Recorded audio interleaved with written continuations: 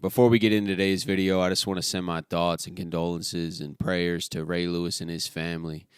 He lost his oldest son yesterday. I'll be praying for you and your family, Ray, to get through these tough times. I can't imagine what you're going through right now. Ravens flock. The flock rundown is the place to be. My man Ryan has been a lifelong Ravens fan since he was born. So I'm telling you now, it's about to go down. The podcast, the flock rundown. Ravens, baby. Nothing gets better than waking up and wondering how high we can fly. Tune in. Motionless brainwaves attempt to swim there where the sense can't tame the untamed. Appreciate you, Ray. What's up, Ravens fans? My name is Ryan. Welcome to another episode of the Flock Rundown. So this Jk Dobbins hold-in situation or potentially injury situation is heating up a little bit. I know everyone's saying it's contract related because Jamison Hensley falsely reported that, by the way. He then went back on it and said that his source might not be accurate. JK hasn't really confirmed or denied any of it. Yesterday, I was getting a bunch of updates saying JK confirms that he's holding in due to the contract, and that may be the case. But I want to point to Josina Anderson interviewed Harbaugh 2 days ago at Ravens minicamp, and she said, a guy like Jk Dobbins obviously wasn't at practice yesterday, saw the report about the soft tissue injury. I'm curious overall to how you manage players, to particularly those that, come into a contractual situation, and you're trying to manage them wanting, more production because of a contractual situation, or just even wanting that from an overall rhythm standpoint. But you got to balance the team too, because you got other, players on the depth chart too. Well, yeah, I mean, everybody's got things that are important to them, and everybody's in a different circumstance and situation. Also, though, this is a team game. It's a team game. It always has been, always will be. It's a team sport. Team comes first. And you try to blend those things together because we need our guys playing their best. So, JK, anybody else, we want those guys to do well contractually. And if they do well in football, they're going to do well contractually. So it just kind of all fits together pretty well. Josina Anderson brought up that he has a soft tissue injury to Harbaugh, and he didn't deny it. I feel like if he didn't have an injury at all, or no one knew about this soft tissue injury, then Harbaugh would question that. But he didn't question it, and he kind of just brushed the question off. So I have a couple theories here.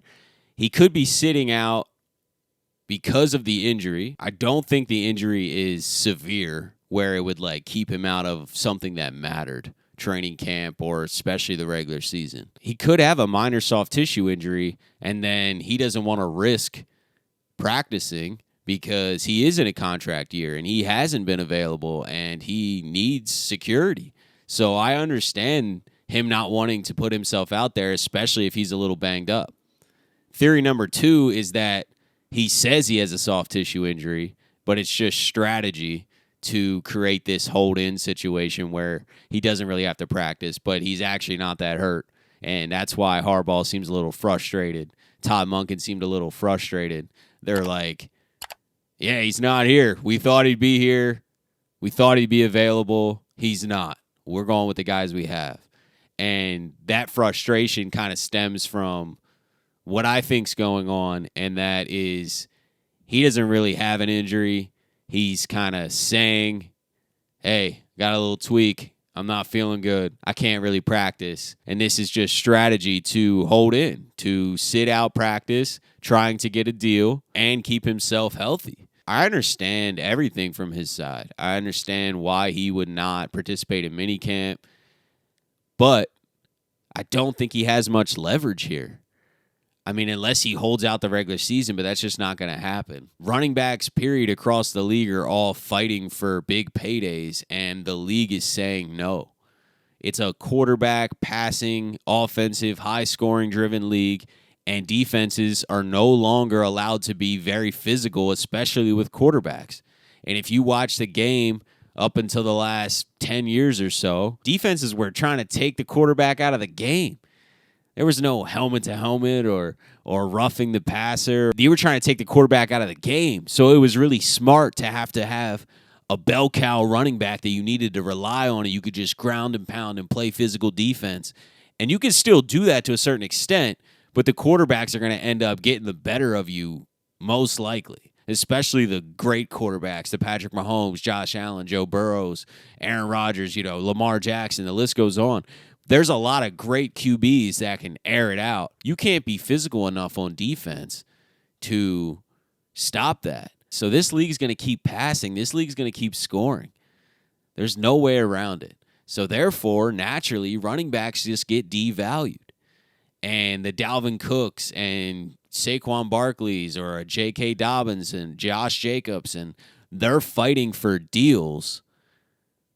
And some have a little bit more leverage than others, but I don't think any of them can get the payday that they want. And Jk Dobbins' situation specifically, he hasn't been available. He played a little bit at the end of last year. He did look great after he had another surgery to get that knee cleaned out. But I know the Ravens just want to let this year play out and see how he does. Can he stay on the field? How does he look? How is he in this offense? And then they'll decide if they want to extend him or not. I know that's what the Ravens want, but that's why JK's sitting out. That's why JK says, hey, I got a soft tissue injury potentially. So I understand the strategy on Jk Dobbins' part, and I understand the Ravens being like, hey, we can't commit long-term right now because you haven't gave us enough confidence that you can stay on the field long-term and produce. I think he needs to showcase a year of health and production, which I believe he can do. But until we see it, it's hard to commit long-term. Now, the other solution is to give a cheaper, smaller extension. I know he doesn't want a cheaper deal or a small extension probably, but I feel like that's what he's worth at this point. I wouldn't want to give him more than $7 million a year for another year or two. I wouldn't want to commit long-term either, and I love Jk Dobbins. But I'm in the thought process of let's see how this year goes. Can you stay healthy? How's the knee?